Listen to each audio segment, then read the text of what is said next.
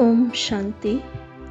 23 मार्च 2024 की वरदान है, सर्व पदार्थों की आसक्तियों से न्यारे अनासक्त प्रकृति जीत भव। सर्व पदार्थों की आसक्तियों से न्यारे अनासक्त प्रकृति जीत भव। तो आज बाबा ने प्रकृति जीत बनने की विधि बताया है। बाबा ने कहा कि कोई भी पदार्थ कर्मेंद्रियों को विचलित करता है, अर्थात आसक्ति का भाव उत्पन्न होता है, तो भी न्यारे नहीं बन सकेंगे। तो अभी हमें चेक करना है कि दुनिया में रहते हुए माया की, पदार्थों की, साधनों की, वस्तुओं की, संबंधों की अनेक बातें हैं, अनेक चीज़ें हैं, तो अनेक रूप रंग वाली बातें हैं। तो वो कौन सी बातें जो हमें इंद्रियों को आकर्षण करता है, माना आँखें, नाक, मुख, अपने हाथ पैर, सारे इंद्रिय हैं, उसको कौन सी बातों से लगाव है, इच्छाएं है कि मैं ये खाऊं, ये पहनूं, यहाँ घूमने जाऊं, इनसे बातें करूं, है ना। तो ये सारी चीज़ें हमें चेक करना है। हमें संगम युग में बाबा का दिया हुआ बहुत सारे खजाने मिले हैं। उसके अलावा हम कौन सी दुनिया की चीज़ों में, पदार्थों में जाते हैं, हमारी बुद्धि उसके चिंतन में जाते हैं। कोई नहीं मिला कोई चीज़ तो उसके बारे में सोचते हैं, और ये भी इच्छा होती है कि ये मिल जाए, या फिर ये इच्छा होती है कि ये आत्मा मेरे अनुसार चले, है ना। तो अलग अलग चीज़ें जिस पे हमारी मन बुद्धि भटक जाती है, तो कहाँ पर भटक रहा है, वहीं हमारी आसक्ति है, लगाव है, इच्छाएं है, तृष्णाएं हैं। तो उसको चेक करना है। तो ये सारी चीज़ें होगी तो हम न्यारे अर्थात आत्मिक स्वरूप में स्थित नहीं हो सकते, परमात्मा को याद नहीं कर सकते। तो बाबा ने कहा, इच्छाएं ही आसक्तियों का रूप है। कोई कहते हैं इच्छा नहीं है लेकिन अच्छा लगता है, तो यह भी सूक्ष्म आसक्ति है। इसकी महीन रूप से चेकिंग करो कि यह पदार्थ अर्थात अल्पकाल सुख के साधन आकर्षित तो नहीं करते हैं। तो प्रकृति की जो भी चीज़ें बनी हैं वो प्रकृति के पांचों तत्वों से बनी हैं।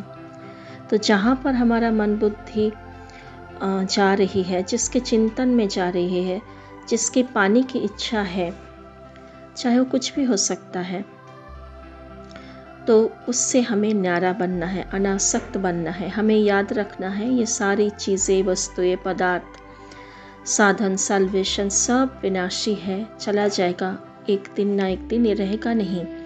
इसके ऊपर अगर हम डिपेंडेंट हो जाए, इसके ऊपर हमारी खुशी, हमारी सुख निर्भर करने लगे, तो फिर हम ये जब मिलेगा नहीं तब हम दुखी हो जाएंगे, है ना। तो हमें किसी भी बाहरी चीज़ों पर आधारित नहीं होना है। हमारा मन बुद्धि सदा बाबा से भरपूर होते जाए, वो आंतरिक खुशी, सुख, प्रेम, आनंद को महसूस करते जाए। बाहरी साधन साल्वेशन मिले तो बहुत अच्छा है, ना मिले तो भी हमारी स्थिति न बिगड़े। तो इसी को बाबा कहते हैं, ये जो पदार्थ प्रकृति के साधन हैं, जब इनसे अनासक्त अर्थात न्यारे बनेंगे तब प्रकृति जीत बनेंगे। तो हर बातों से हमें उपराम होना है, न्यारे बनना है।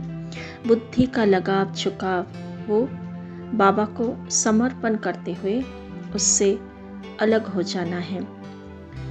तो आइए अभ्यास करते हैं। देखिए, बाप दादा शांति स्तंभ में बिल्कुल आकारी लाइट के स्वरूप में है, और बाबा के सामने बहुत सुंदर लाइट का झोली है। तो जहाँ पर मेरी मन बुद्धि जा रही है, वो सारी बातें बाबा को आज सौंपेंगे तो पहुंच जाए पांडव भवन, शांति स्तंभ। बाबा के सामने मैं लाइट के शरीर में विराजमान बाबा से दृष्टि लेते जाए और अंदर ही अंदर सूक्ष्म चेकिंग करते जाए, अभी भी कौन सी बातों में मेरी बुद्धि फंसी हुई है, कौन सी खाने की इच्छा, पीने की इच्छा, पहनने की, कुछ भी हो साधन, कोई संबंध ऐसी है जिसमें बहुत ज़्यादा मन भागता है, चिंतन करता है उसी के बारे में, कोई संपर्क ऐसा है, कोई इच्छाएं अभी भी बाकी है, कुछ पाने की इच्छा या किसी आत्मा से कुछ पाने की इच्छा, वो सब इच्छाओं को देखते जाए। देखे बाप दादा की दृष्टि मेरी बुद्धि को क्लियर करते जा रहे हैं और मैं स्पष्ट रूप से महसूस कर पा रही हूँ मेरे अंदर की इच्छाओं को, तृष्णाओं को, लगाव को, झुकाव को, मेरी चाहना, वो सब महसूस हो रहा है। जो जो बातें महसूस हो रही है वो सब बाबा के झोली में डालते जाए, समर्पण करते जाए।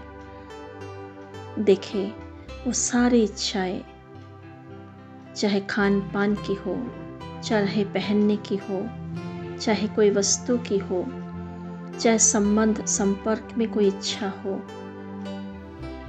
वो मेरापन, मैंपन सब बाबा ले रहे हैं। मैं बुद्धि से एक एक बातों को बाबा के झोले में डालते जा रही हूँ। महसूस करें और मैं खाली होते जा रही हूँ, बाबा की लाइट माइट से भरपूर होते जा रही हूँ। वो अविनाशी सुख, शांति, आनंद, प्रेम से भरपूर होते जा रही हूँ। सारी बातों से उपराम न्यारे होते जा रही हूँ। देहे देहे की दुनिया से बुद्धि समेट कर एक बाबा में, बाबा के संसार में टिक गए। महसूस करें नैनों में बाबा समाया हुआ है,